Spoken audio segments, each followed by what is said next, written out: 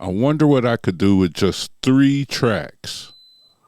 One for the Smackers kit, one for the sample, and one for the bass. Sample, drums, bass. I think I can make something dope. What's going on, guys? It's your brother O.T.G. I got my Akai Force right here with the 3.5 update. Akai Force with the 3.5 update. I got my Smackers kit loaded up.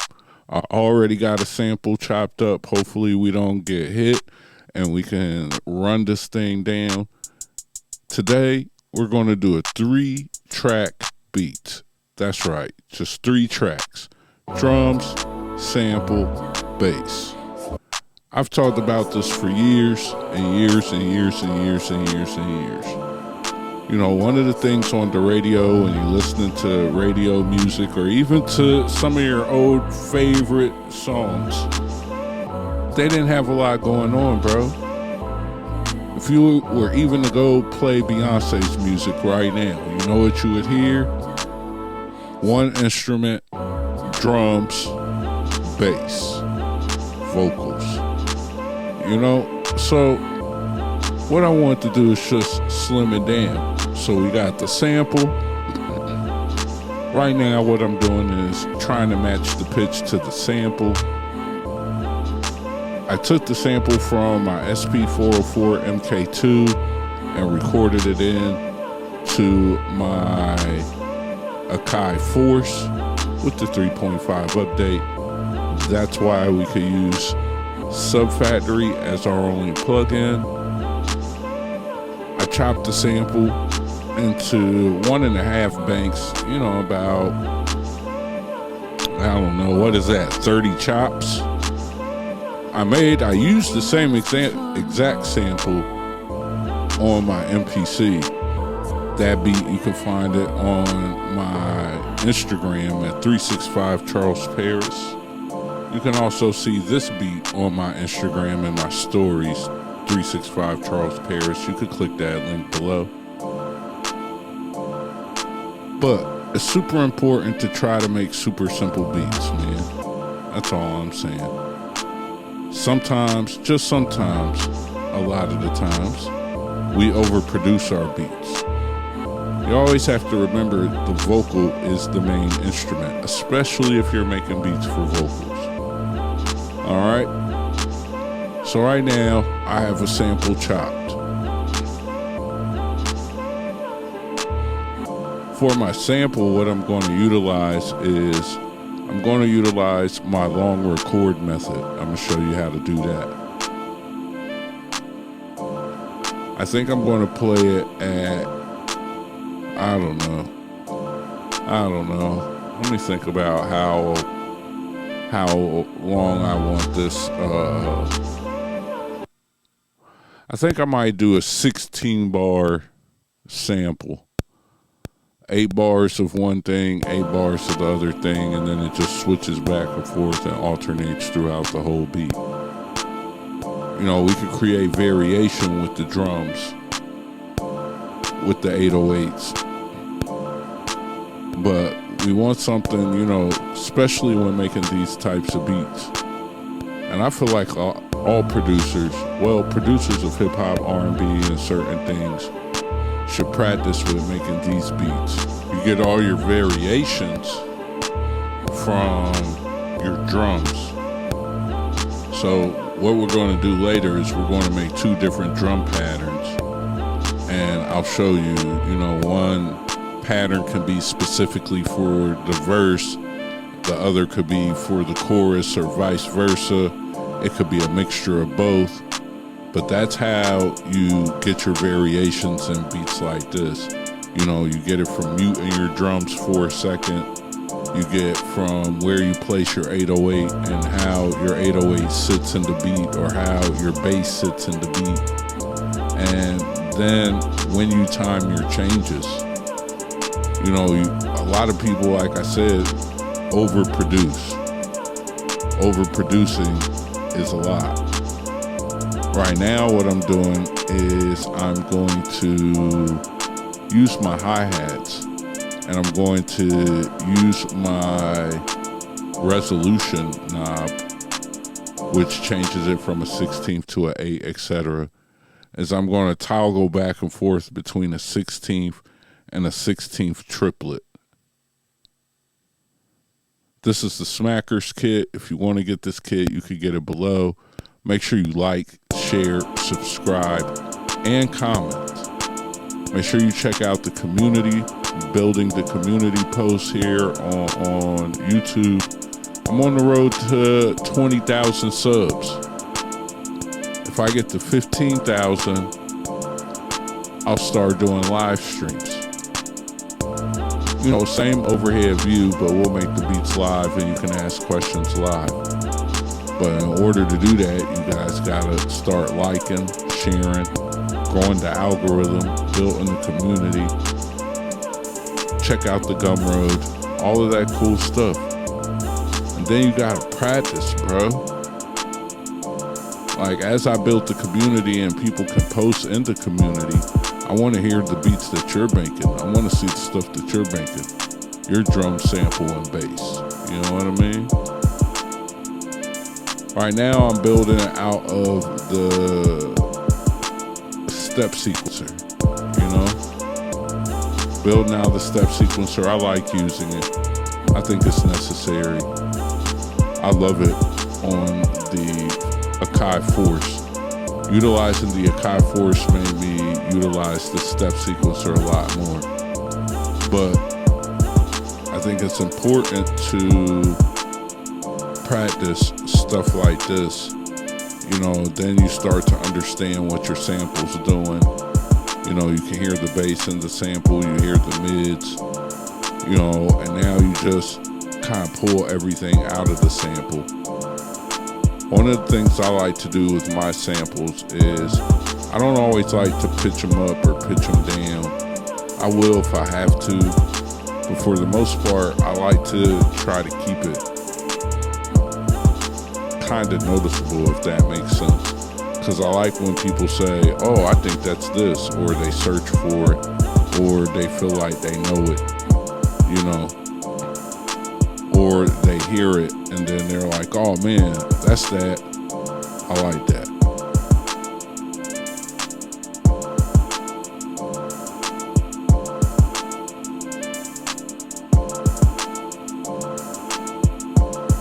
Sometimes I like to just let it play and just really soak it up, especially when you have these simple beats. You gotta just kind of let it do its thing a little bit. We're gonna try some other sounds.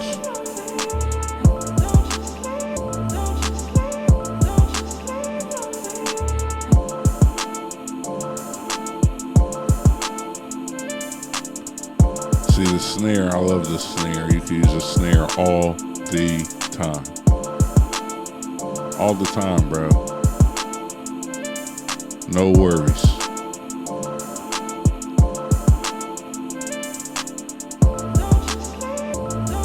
I use it sometimes. I use the Smackers kit in a lot of ways. Sometimes I use it as an additional kit to layer up another drum kit that I have. Let's delete down to our just two. Add in our third.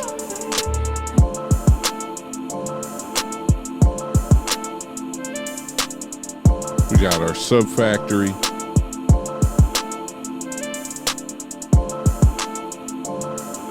I'm definitely going to add some presets, some of my favorite presets, to a folder inside of the Masterclasses, and sell my own custom presets of the things that I kind of do and change, and 808s I use all the time, and Sub Factory.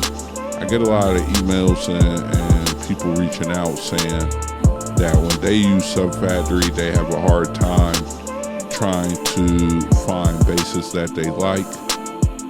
You know,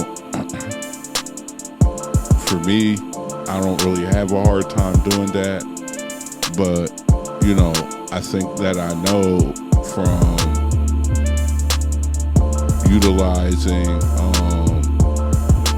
another sub program that I've had for years, You know, if you touch it, if you just tap the pad, you'll get one sort of 808. If you hold the pad, you might get a different sound. And I know that sounds rudimentary or elementary to people, but listen, that changes how you get it. And on something like the Akai Force, you know, Akai Force users know that what makes the Akai Force stand out is the 64 pads. So on the Akai Force, or if you're on the MPC, but on the Akai Force, notes mode is the best.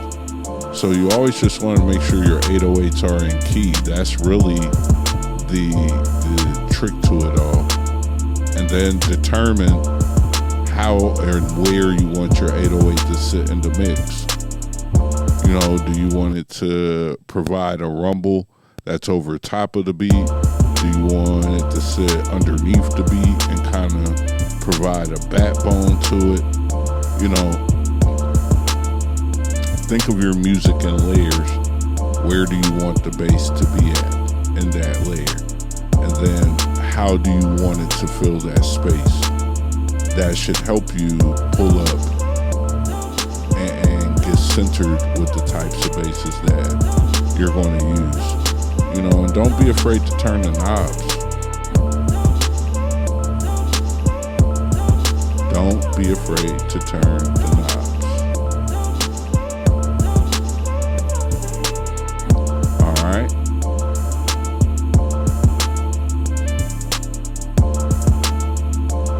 And so now we got this going. We're going to build another drum kit. Not another drum kit, but another drum pattern. Good old Smackers kit. Get all this in the Force Masterclass support, the link down below. The Gumroad. This video I did a little different, and I see the differences. You can see the screen.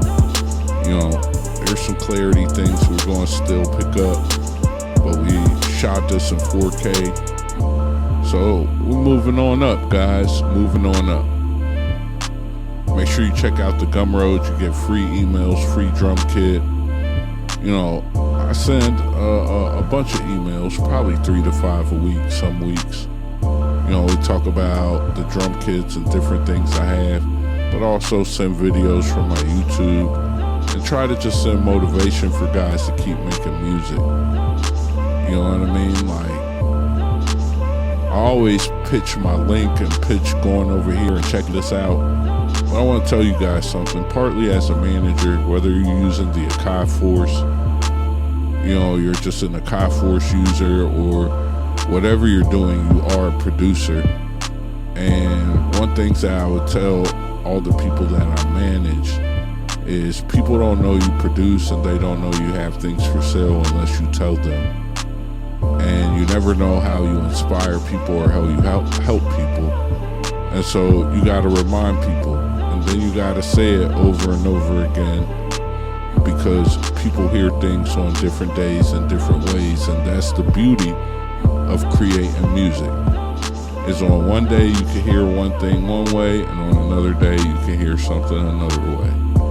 On one day it can make you feel one way, and on another day it can make you feel another way. And so you always have to just constantly tell people, remind people where they could go, ask them to follow you, ask them to click the link. Like, this is part of building your fan base and building your supporters and building your tribe and your community. So I want you guys to do the same. All the producers who watch me, you know, start building your own store, start sharing your own knowledge. Thanks for supporting me. You know, if you provide some value in things that I see, I'll support you. You know, and that's how we do this. So right now, I think we have our basic beat together. I'm not going to make a bunch of variations. The only thing that I would do is just turn the drums on and off.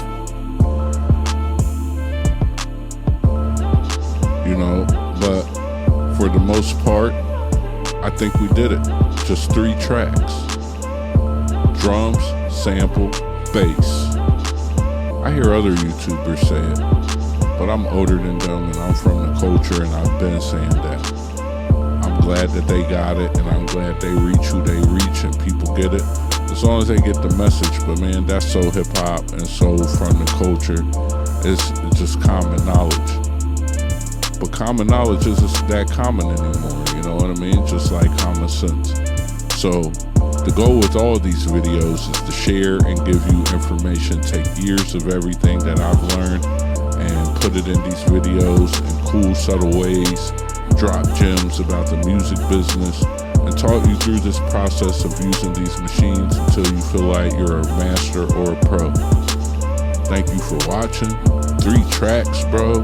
We did it. Akai Force users, you know the Akai Force is the truth. It's the best Akai machine out there, and I love my MPC, but the Akai Force is the one. And we could do it just with these 3 things. You don't need a lot of things. Drum kit, bass, sample.